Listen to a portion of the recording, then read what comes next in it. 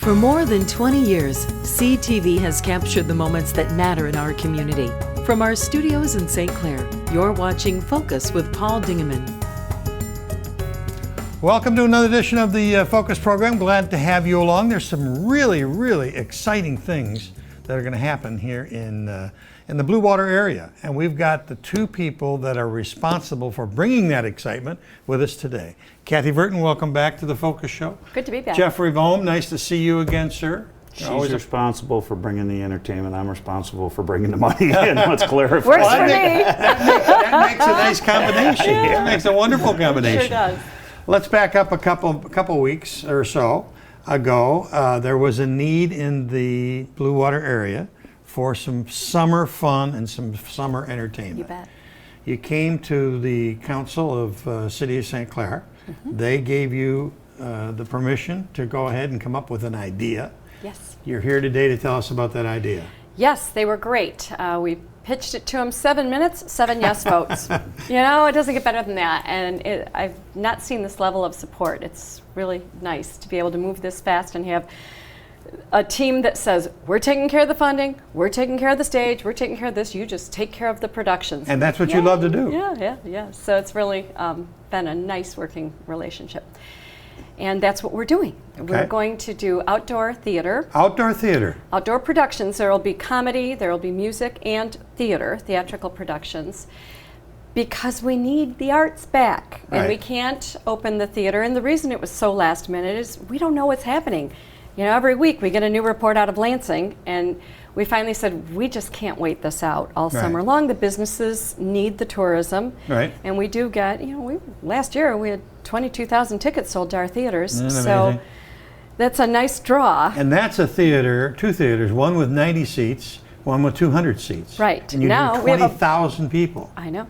Just wondering. Wonderful. It's real nice to get that traffic through. And about 40% of that comes from out of area. And that's the nice little tourism piece that comes in and spends some money and visits the local restaurants and the stores, and we need that, especially with everything being closed down for a couple months. Mm-hmm. You know, it'd be a nice shot in the arm for the retail and hospitality sector. So we said, what do we do? And it was literally, we decided on a Thursday and got to hit the ground running. Have to move fast. I called him and said, where's that stage? Who has that? Who even, is that a rental? And Jeff said, meet me up at the county the next day, and we secured that stage, so I was really grateful for that. And then it was just find a place to put that stage.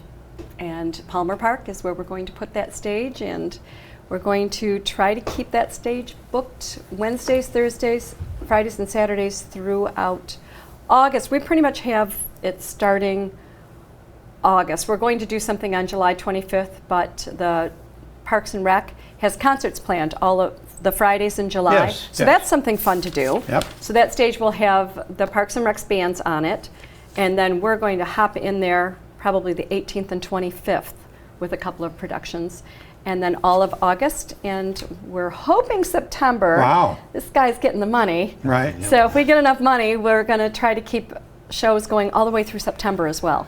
Historically, Elvis has come to... He's coming. He's coming Treese back. Hawkins said Parks and Rec has him booked, so that'll be the final concert in the series that she's doing. Yeah, and 31st of July. Yes. But the stage has been used throughout the county as well as in the local municipalities for years, and it's a great stage. Do you know to that it perform on. measures almost exactly the same as our Snug Theater stage? Really? Yeah. We were taking the measurements and we said, well, I'll be darned. We know how to work on this. Right.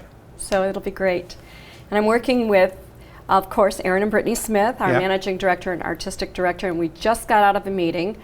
Jim Heineman, who's my Broadway connection, he hails from Michigan, he's a Broadway actor and playwright, was supposed to come in and do the stage festival we were going to launch this summer. And I called him and he said, yeah, I would love to do something there. So he's going to come in and do his one-man act, probably 2, maybe 3 benefit performances that he's going to do.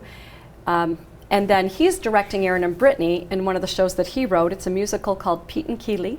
Okay. And it's fun, it's funny, And it's kind of about, think back to the Steve and Edie Gourmet, Sonny and Cher, you know how they do the variety shows? They do a little bit and have fun, laughter, and, yes, and do a few songs. The show is written about a couple who does that, so you get to see when they're on stage and what their life is like off stage. Okay. So it's a fun script, and he's going to direct him in that. We're also going to do a 2-person musical called The Big Bang, which is hilarious. We were listening to the music just now, and before I got here, it's so funny.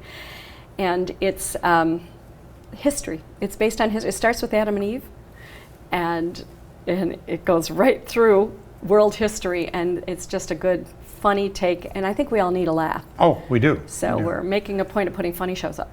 So you're going to have a little comedy, a little music, a little theater.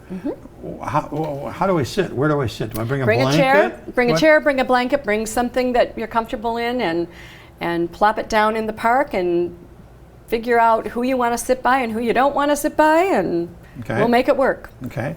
And there's no price, no cost. No cost. And that is the really great part for us is I said to Jeff, I don't really want to charge for this because I can't control everything. A go-fast boat will go by. You might not hear that line. Correct. We're going to try to work around it, but it's not going to be in a theater with all of the great lighting and what we typically do, but we're going to bring quality. You always do have quality. We will bring high quality, but at the same time, I kind of think everybody needs something. Yes. We need something. We need to get out. We need to laugh. We need to be in a safe environment where we can be entertained.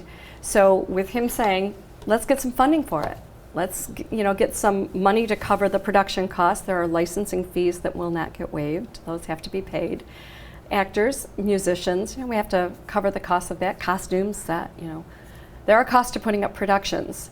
So if we can get the donations, even the program, put a program out so that we can give our poor sponsors, or seasoned sponsors who haven't had much of a season, to give them their kudos for hanging with us and sticking with us. A lot of our patrons, honestly, have just said, leave our tickets in place. When you're back on stage, credit it for the next productions, which is pretty generous. Yes. We didn't get hit with a barrage of refunds. And we've got a very loyal patron base, and this is kind of our way to reward it, is to say, let's give you some entertainment. So where am I going to find out about what's coming, what time it's coming, et cetera, et cetera? Riverbanktheater.com, our website. We're putting all of the information up. Brittany is finalizing the last licensing agreement. Once we have that secured, we will put all of the dates. I'm already working with Anita Newby is going to do a cabaret performance. She was remember the woman who did the lead in Sister Act? Yeah. Phenomenal voice. She's going to do a music review around women and artists of Motown. We'll all have a Motown bent to it. So that's going to be a really dynamic show. We've met an entertainer who does pop music, rock music, Broadway style music. He's phenomenal. We were courting him to be Tony in West Side Story, and we're still courting him for that next year. And he is going to do Brushes with Broadway. It's his own production that he does, so he's going to bring that out here. We've talked to him about that. He's excited to do it if we can get the dates and the funding to work. So you're still in the process of putting it together, but we're close. Planning. We're really close. We've got the dates marked, so it's just getting yeses from all of these folks. I've got a booking agent who does all of my comedy bookings. She gets clean comedians, which when you're in an open air park with kids going by, you have to have clean comedians, but they're brilliant and they're funny. Sometimes I think it's harder to do clean comedy than it is to do crass comedy. So she's got them lined up for Thursday nights, so all throughout August, and we're looking at September as well, getting us comedians on the stage, which is fun and different, something unique. So you're trying to build on Thursdays during the time, comedy. Fridays and Saturdays will be our Broadway style productions. Wednesday, Thursday, Friday. Wednesday. And then Wednesday, we're looking at a variety of very high-end bands, good, strong bands. Oh, good. I've looked at 50 Amp Fuse, which is a very well-known band that plays all over Metro Detroit. We've got a band called Yam House, who we had at Riverbank. They're a big sensation in Minneapolis and St. Paul. Right. I know the parents of one of the performers, so we'll get them in. They're great. I've seen them. They're very good. Yeah. So we're looking to bring that back. Jan's Guitar Duo, who has done a couple of performances at the Snug Theater for us in the past. They play all over northern Michigan. A lot of these artists are looking for opportunities because they've lost their inside gigs.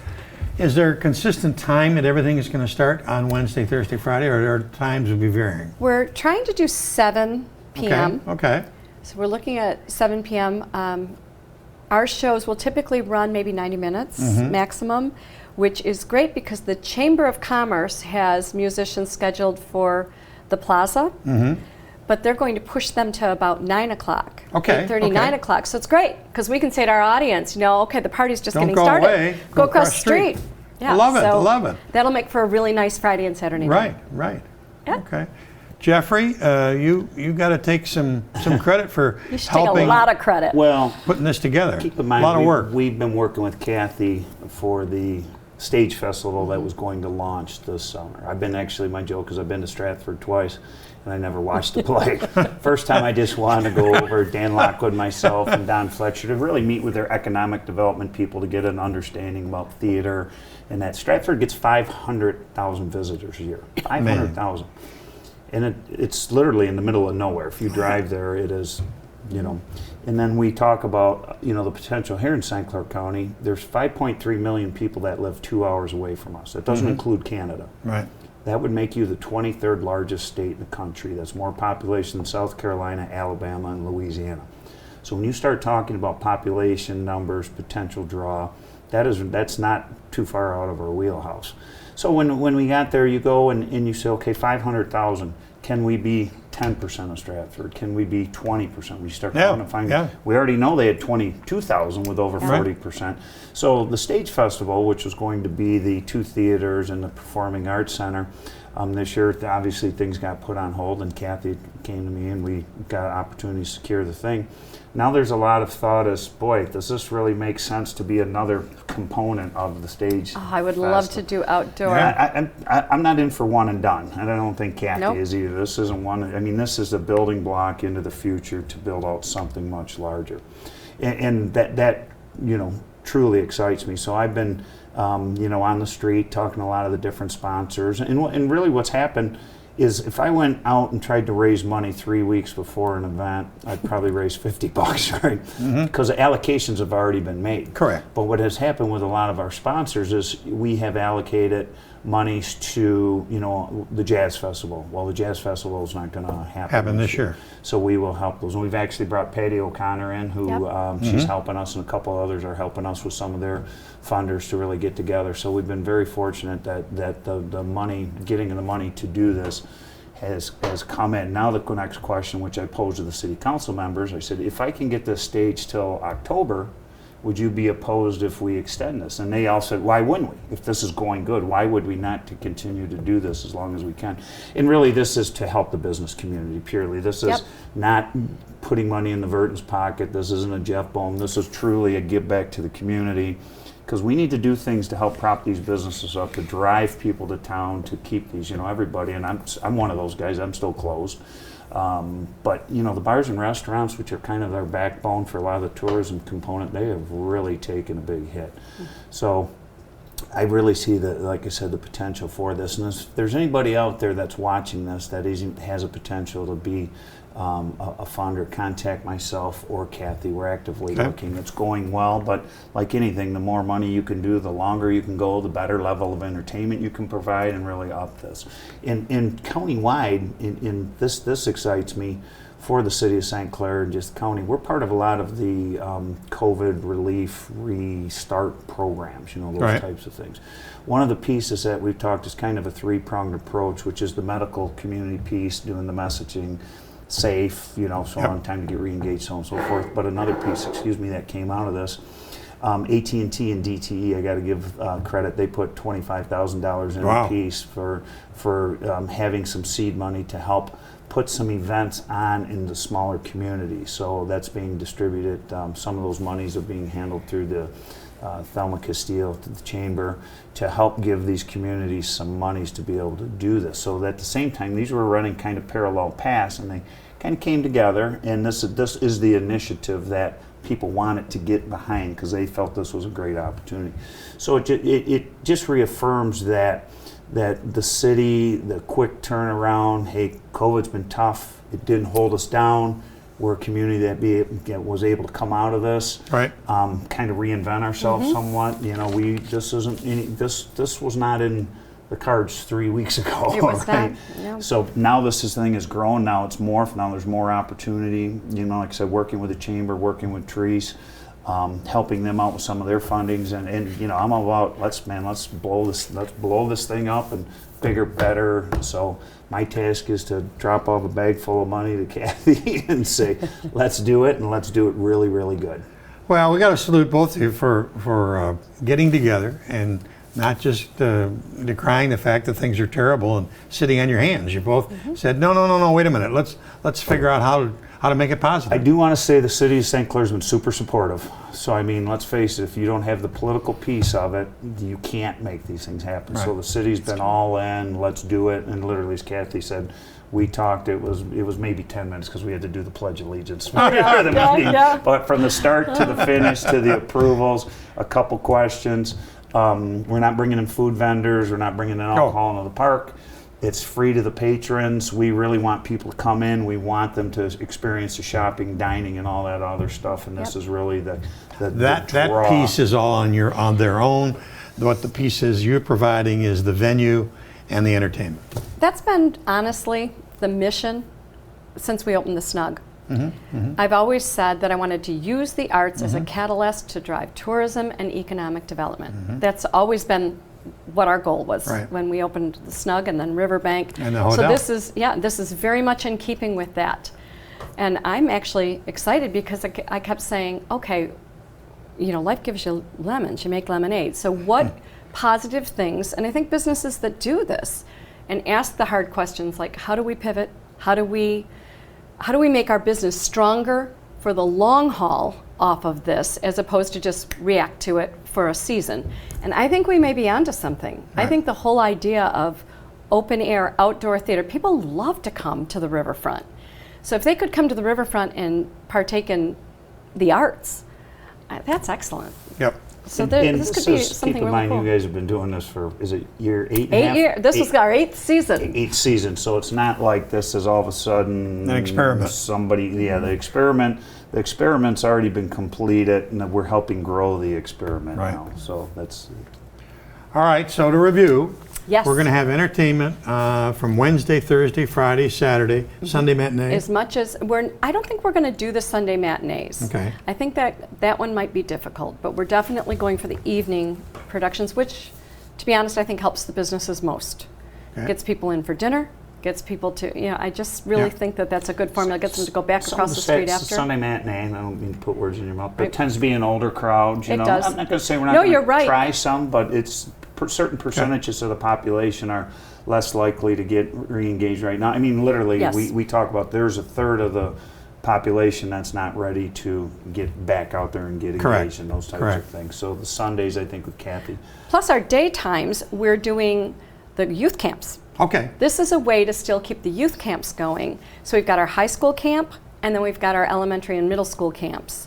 And we will still be doing those as planned, we're just going to do them outside. So that means that we'll have Saturday shows when the kids, you know how they, for 1 week, they go to the camp and then they put up a production, and this year I think it's hilarious, we're doing Frozen outside in the hot sun. So that'll be interesting. But that gives us something for families to do on Saturdays during the day. They can just bring the kids down, especially the really little ones will love it. Bring them down to the park, and for 4 Saturdays, we'll have the culmination of the youth camps, 2 in July, and I want to say 2 in July, 2 in August, but we'll have it all on the website, so go to riverbanktheater.com to confirm.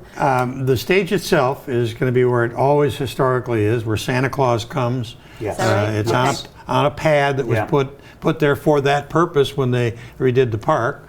And it's a beautiful view. You've got a great angle It's to watch And things. truthfully, everything being canceled this summer gave us an opportunity to secure the stage for that. Because when we sat down with the book, there was a lot of other commitments, but literally everything had got canceled. So it did free up, that stage for that length of time. So, and if it continues to go well, money comes in the door and the weather holds out, there's no reason we don't ride this thing as long as we can. Absolutely. And there's moving pieces to this. Like I said, we've had a whopping 3 weeks or less to plan, but we'll get it done. We'll get it. I have all the confidence in the Kathy. I have confidence in the city, and I know I can get the money together. So, his name's Jeff Bohm. Her name is Kathy Vertin, and they are getting things done here. So we thank you for stopping by. Thank you. The address again to watch. Riverbanktheater.com. Go there to see the updates. We were just talking. I just left a meeting where we're finalizing. We should have something up by the weekend. Okay. At least an overview. Any of the kids who want to register for the youth camp, that's available right now. Go online and get your spot, because those are selling very quickly now that the word is out that we're going to do that. Even the weather, we'll work around it. We'll make it happen. This is fun. The show must go on. There you go. That's what they say, right? If we're going to make the show break go on. a leg too, isn't that one in the thing? Or that's before you go. That's it, right. You look at you. Look at him turning into a theater guy. Yeah. We'll get you a hat and then get your hair and let you do some singing. She said something. she was going to cast me in a part. That's why I'm working so hard. There you go. We'll be back with our next guest in just a second.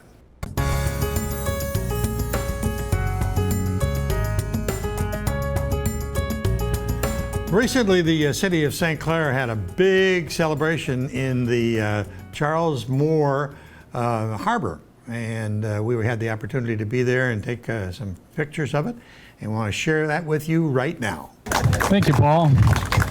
Thank everyone for coming out today. This is the official program from the dedication of the City of St. Clair Boat Harbor exactly 50 years ago today. It was at 3 p.m. on Saturday, June the 27th, 1970. And I think the vision of Mr. Charlie Moore, who was the president of Diamond Crystal, was to have something for the community and something that the visitors can use. And I think that over the 50 years, it has really passed the test of time. At a day like this, it shows a lot what the marina is used for. Normally, this is full of fishermen on a Saturday morning, with the storm and the winds have kept them away today, but the boat launch is full, the fish cleaning station. The St. Clair County donated a kayak launch that's used daily by everyone at no charge. The marina itself is a 120 slip marina. 60 of them are boats that are here seasonally, and then the other 60 are transients that come in from all around the Great Lakes, and this weekend will be about 85% full. If we did have the art fair this weekend, we'd be over capacity. And then also we have pavilions. There's a local family that's having a graduation party down in one of the pavilions. Another one's being used by the boaters that are here for a picnic. And our camp area has about 3 or 4 campers here this weekend. So it's not only just simply the boaters, but for the whole community and for the whole area gets the benefit of this marina. It was quite a vision 50 years ago when they put this together. I'd like to bring attention to, this is behind me is the St. Clair Boat Harbor Commission. Kelly Clemmer, Nancy Boda, Dennis Buckholz, Brian's, that's right, Brian's not part of it. Threw me there. Jim Harkins, Chuck Harder, and Mitch Koffa. And Mitch, also with Murphy's Inn, they had donated hot dogs and beverages that we'll have afterwards. We'd like to stay for that. And of course, the mayor of St. Clair, Mr. Bill Cedar. Today we're just going to have a ceremonial ribbon cutting, and who I'd like to do that, if she would, is Miss Leslyn Moore. She is the daughter-in-law of Charles Moore, the wife of Fred Moore, and we'd just like to thank the Moore family for everything that they did for the city, that this has gone on for 50 years, and hopefully another 50 years that people will continue to use the harbor and under the name of Charles Moore Municipal Harbor. Thank you very much. We're going to do a ceremonial ribbon cutting. Brian Lutowski from the chamber. I need a haircut. And Mayor Cedar. I don't know. Hope this works.